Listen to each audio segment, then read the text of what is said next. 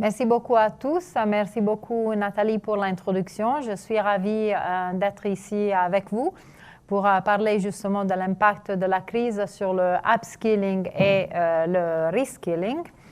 Alors, disons, quand on pense au changement dans les besoins de compétences, normalement, on regarde 4 méga-tendances qui entraînent des changements dans le contenu de l'emploi et qui se poursuivent depuis plusieurs décennies pour certaines. Donc, d'un côté, on a les avancées technologiques dont on parle beaucoup ces jours, qui changent le type et le contenu des emplois. On estime en moyenne dans l'OCDE que 15% des emplois font face à un risque très élevé d'automation. Et c'est là qu'on aura besoin, comme le disait Nathalie, de reskilling parce que les emplois, comme les connaissait avant, vont disparaître. Et donc, ceux qui exerçaient ces emplois vont devoir se préparer à faire autre chose sur le marché du travail. Et après, il y a encore 32% de personnes qui pourraient voir le contenu de leur emploi changer significativement. Ça, c'est des emplois pour lesquels une partie des tâches vont changer, mais pas forcément toutes, ce qui entraîne effectivement des problématiques de upskilling pour pouvoir continuer à effectuer au mieux son emploi. En plus, il y a aussi des tendances qui continuent, dont on parle un peu moins ces jours, mais qui inexorablement affectent la demande et l'offre de compétences, comme par exemple le vieillissement démographique. Donc, on sait que nos populations vieillissent, ce qui signifie que les personnes se retrouvent sur le marché du travail pour une période encore plus longue. Et donc, le besoin de upskilling, de formation continue tout au long de la vie devient encore plus important pour pouvoir rester efficace pour une période plus longue. Mais aussi, ces tendances ont des implications pour la demande de compétences parce qu'effectivement, il y a des services, des produits différents qui sont très demandés par des populations qui vieillissent. Après, on ne doit pas oublier la mondialisation. Donc, effectivement, le monde est devenu plus intégré. Il y a maintenant une fragmentation du processus productif même par tâche. Donc, les tâches moins qualifiées souvent sont menées dans des pays qui ont un avantage compétitif dans ces tâches, dont généralement des pays moins riches, tandis que dans nos pays, les pays de l'OCDE, on a tendance à maintenir plutôt des tâches qui ont un contenu moyen ou haut en compétences. Finalement, il ne faut pas oublier la transition écologique. On sait effectivement qu'il y a, à la suite de la transition écologique, il y aura sûrement des changements structurels importants, ce qui va faire que certains secteurs vont être plus en déclin. Par exemple, les secteurs qui utilisent qui ont une empreinte carbone plus forte et d'autres qui sont en plein essor. Ce qui veut dire que dans la mesure où l'emploi dans les deux secteurs, la structure de l'emploi est différente, il y a aussi des différences en termes en résulteront des différences en termes de demande de compétences. Il y a forcément un impact sur les emplois verts, donc pour ceux qui travaillent dans des secteurs plus verts et qui ont besoin de compétences très spécifiques, par exemple des technologies plus écologiques et plus vertes. Et après, il y a les compétences des bases, les connaissances des bases dont on va tous avoir besoin, comme la conscience écologique. Alors, tous ces méga-tendances se traduisent en une forte demande de compétences de haut niveau. Ce qu'on voit par exemple à gauche, c'est que le risque d'automation dont je vous ai parlé avant est beaucoup plus élevé pour ceux qui ont des compétences basses par rapport à ceux qui ont des niveaux d'éducation, de formation plus élevés. Vous les voyez dans tous les pays, y compris la France.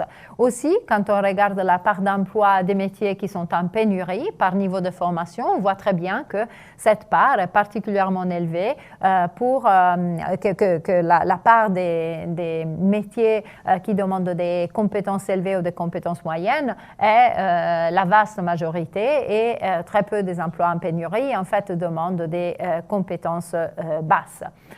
Quand on regarde plus en détail les compétences en pénurie et en excès, ce qu'on retrouve en moyenne dans presque tous les pays, en effet, c'est une demande accrue de compétences cognitives de haut niveau. Donc, par exemple, la résolution de problèmes complexes, la créativité. Aussi des compétences de perceptivité sociale, donc des compétences liées à la capacité de mener des conversations complexes, la capacité de soigner, par exemple aussi tout ce qui a à faire avec l'empathie, des compétences transversales comme la fiabilité, la leadership, l'initiative, la coopération, et aussi des connaissances dans des secteurs spécifiques en essor, comme par exemple les compétences STEM dont on parle depuis longtemps, donc en sciences, ingénierie, technologie et mathématiques, qui comprend aussi toutes les compétences dans les secteurs digitaux. Après, par contre, en termes de surplus, donc d'excédent d'offres par rapport à la demande, ce qu'on constate, c'est qu'il y a donc un déclin, si vous voulez, de l'importance de la force physique, de l'endurance, par exemple, aussi de la dextérité, comme par exemple la dextérité manuelle fine, la précision de contrôle, et aussi des connaissances liées à des secteurs qui ont déjà été automatisés très largement, comme par exemple la production et la transformation des aliments, le bâtiment et la construction. Mais dans ce contexte où effectivement on voit cette demande accrue de compétences de haut niveau, ce qu'on voit par contre, c'est que la participation à la formation reste relativement faible, notamment pour les groupes vulnérables. Vous voyez à gauche donc la participation dans la formation liée à l'emploi ou la formation plus en général. Et ce que vous voyez, bon, vous ne voyez pas forcément les noms des pays. Il y a quelque chose qui n'a pas marché dans l'image, mais bon, vous voyez que quand même, on parle en moyenne dans l'OCDE d'à peu près 40% des individus. Donc, on n'a que 40% des adultes chaque année qui participent à des formations. En France, c'est à peu près 35%, donc légèrement plus bas que la moyenne européenne. Et il y a des pays qui font encore pire. Et même les pays où ça se passe mieux, c'est à peu près 50-60% au maximum. Et ce qu'on observe encore plus important, c'est qu'en effet, ceux qui bénéficient de ces formations ne sont pas forcément ceux qui en ont le plus besoin. Donc, par exemple, les travailleurs âgés participent moins à la formation que les plus jeunes, les moins qualifiés, moins que les plus qualifiés. Ceux qui se trouvent sur des contrats CDD moins que ceux qui sont sur des contrats CDI, et également les travailleurs qui travaillent dans des petites et moyennes entreprises participent beaucoup moins que ceux qui travaillent dans des grandes entreprises. La crise Covid a changé un peu, disons, le panorama et il a affecté les tendances dont je vous ai parlé au début. Donc, on parle de l'accélération de la transformation numérique. On commence à voir des évidences un peu qui soutiennent cette idée qu'il y a une accélération. On a effectivement des études qui commencent à montrer qu'il y a eu cette accélération déjà pendant la crise financière mondiale, où il y a eu une augmentation suite à la crise des exigences en matière de compétences, surtout parce que les entreprises ont eu l'opportunité dans la crise de repenser leur système de production, d'innover, d'adopter de nouvelles technologies, ce qui a fait qu'après, à la reprise, effectivement, ils demandaient des compétences plus élevées aux nouveaux embauchés. Le télétravail, on sait, qui a été très répandu pendant la crise, continue à l'être et a demandé des changements en termes d'adoption de nouvelles technologies, et aussi l'adaptation à la distanciation sociale a demandé des nouvelles technologies pour ceux qui ont continué à aller au bureau. Dans certaines enquêtes, on voit déjà que les entreprises ont adopté en masse des nouvelles technologies et des pratiques de gestion, 60% par exemple dans une enquête qui a été menée au Royaume-Uni, et qui ont trouvé que le manque de main-d'œuvre spécialisée avec les connaissances nécessaires était un obstacle majeur à l'adoption de ces nouvelles technologies et suivait de près l'incertitude macroéconomique et les contraintes financières. Aussi, la crise a affecté la progression des autres tendances. Donc, par exemple, il y a eu des gros changements dans les éléments d'évolution démographique, donc une baisse massive des migrations, une baisse du taux de natalité du fait de l'incertitude, une diminution de l'afflux des cerveaux, ça pourrait être positif. Donc, les gens sont revenus dans leur pays d'origine ou ils ne sont pas partis à cause de la pandémie. Et donc, tout ça pourrait résulter en un nouvel modèle potentiel de mobilité internationale.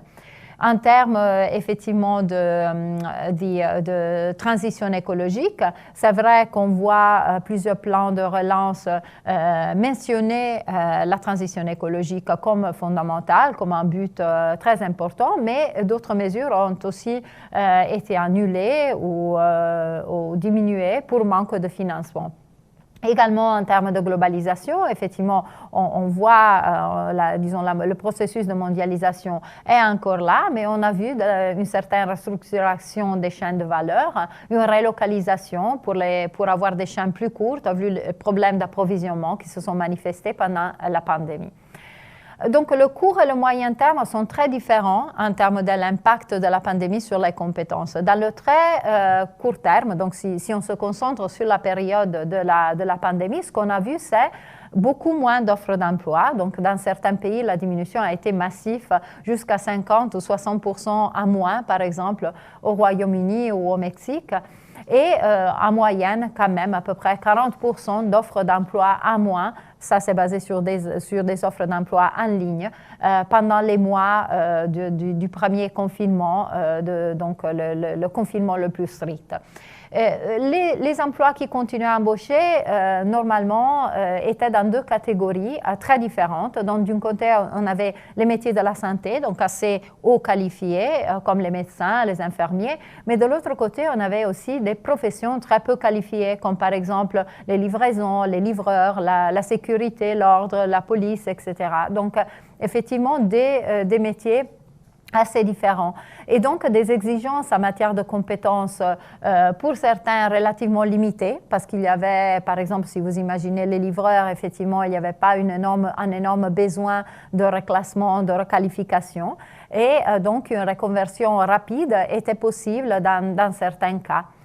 Ce qu'on a vu, c'est que dans le contexte de la crise, la formation a fortement diminué. Donc, vous voyez, par exemple, en France, il y avait eu un gros essor entre 2011 et 2019 en termes de participation à la formation des adultes.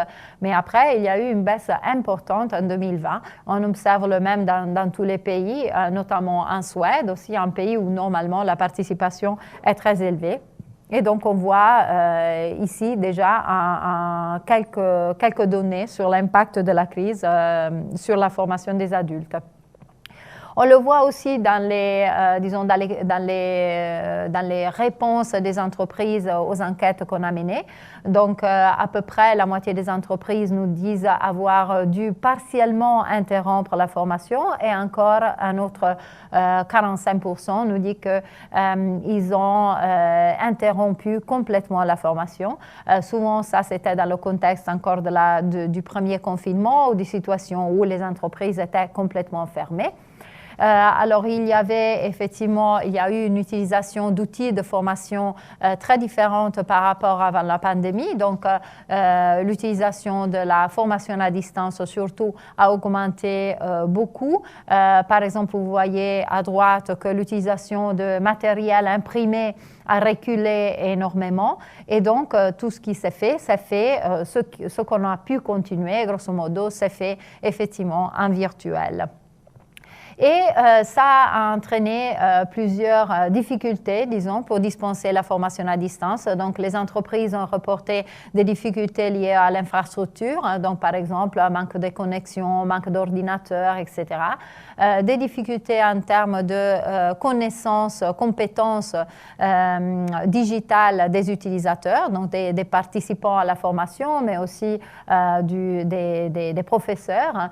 Et des difficultés, par exemple, à convertir en virtuel des formations qui étaient très pratiques, donc les formations en entreprise, les apprentissages qui normalement se font vraiment sur le lieu du travail.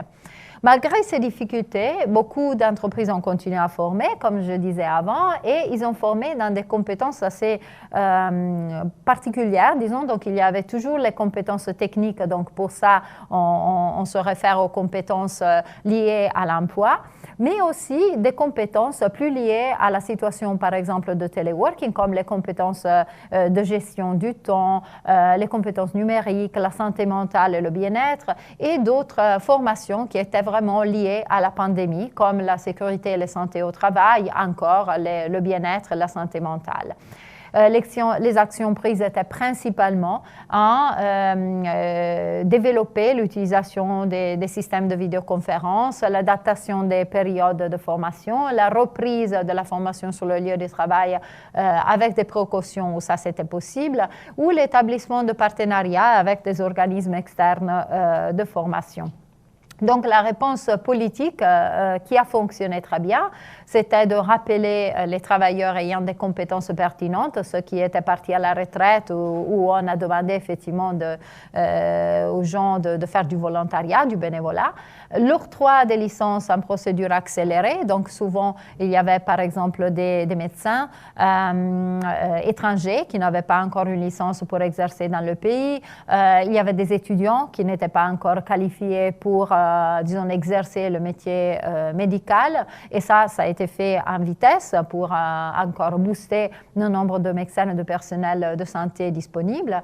Il y a eu des programmes de reskilling en ligne très courts et ciblés. Par exemple, tous les programmes pour le contact tracing qui ont été faits assez rapidement pour reconvertir les gens. C'était des programmes de formation assez rapides et adaptés aussi à ceux qui n'avaient pas des grosses compétences au départ.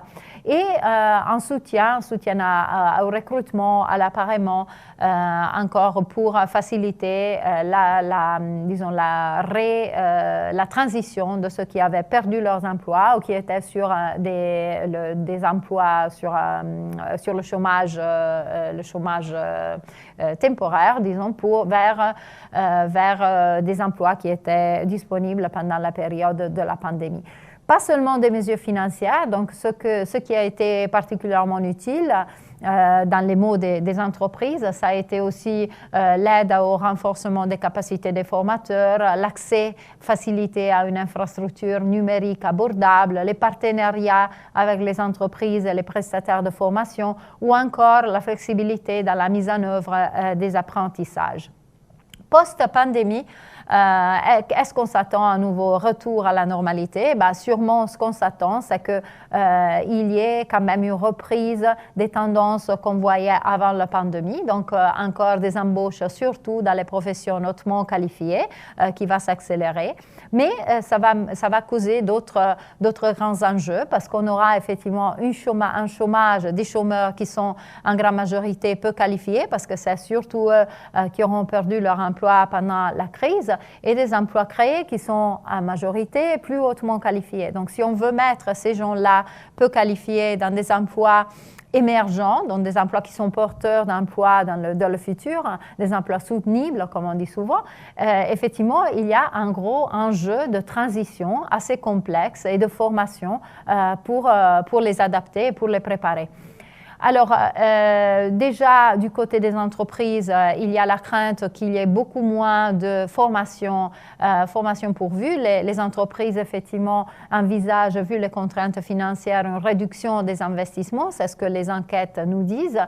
Mais aussi un changement de la façon où ils font de la formation, donc en s'alignant en gros aux tendances pendant la crise, donc en essayant d'augmenter les investissements dans les plateformes, donc la formation à distance, et donc à renforcer aussi la capacité du personnel à dispenser ces formations en ligne et encourager des attitudes positives vers l'apprentissage en ligne de la part des participants.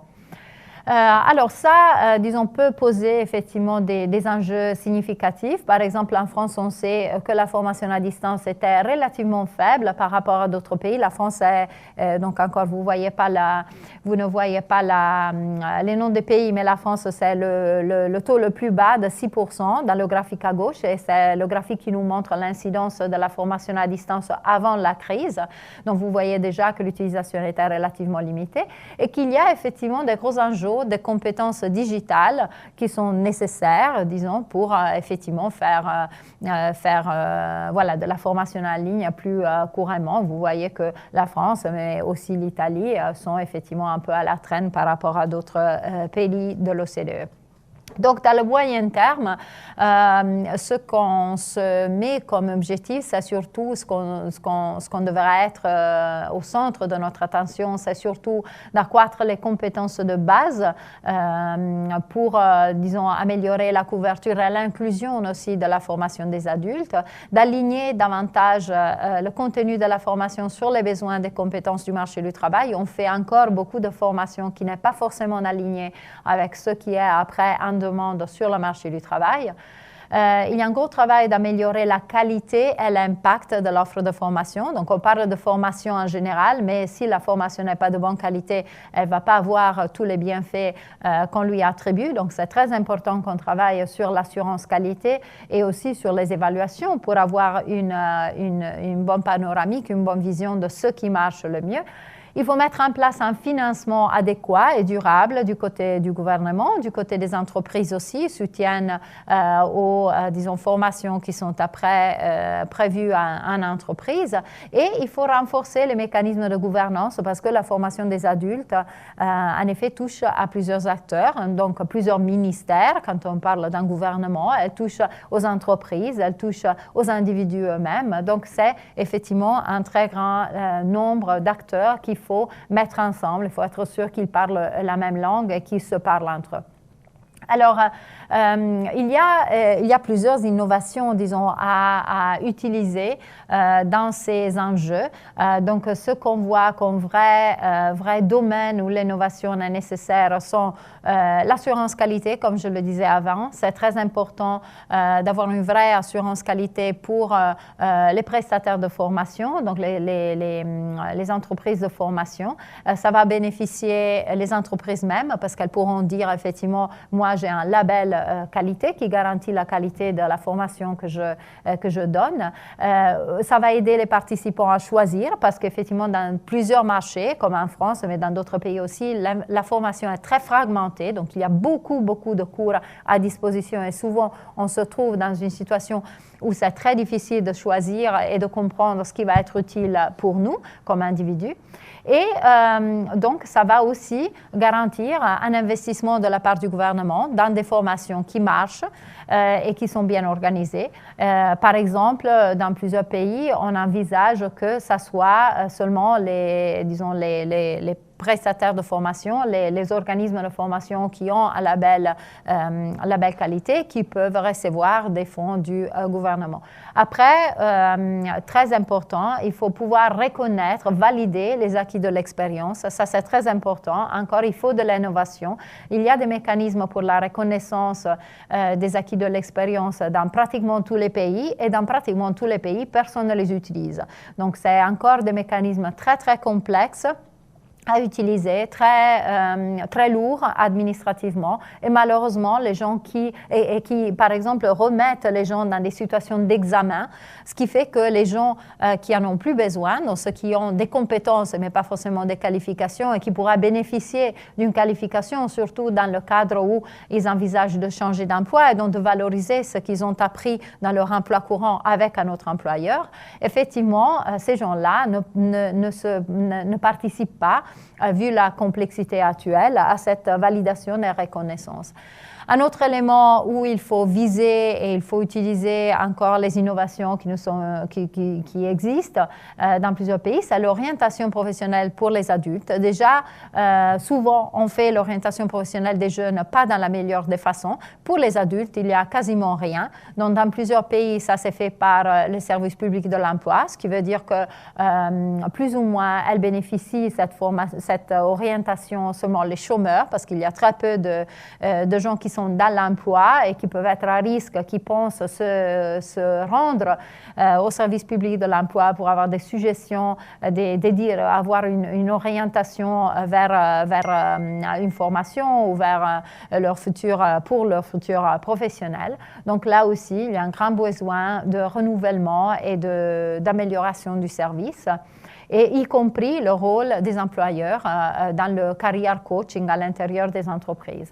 Dans tout ça, on peut sûrement construire sur les avancées technologiques. Il y a aussi, on regarde en ce moment dans mon équipe, par exemple, l'utilisation de l'intelligence artificielle dans la formation, ce qui veut dire dans la formation, dans le contenu de la formation pour qu'elle soit bien ciblée sur les besoins de l'individu, mais aussi dans le planning de l'information, donc dans justement l'orientation professionnelle, l'identification des besoins de l'individu, le matching avec la formation disponible.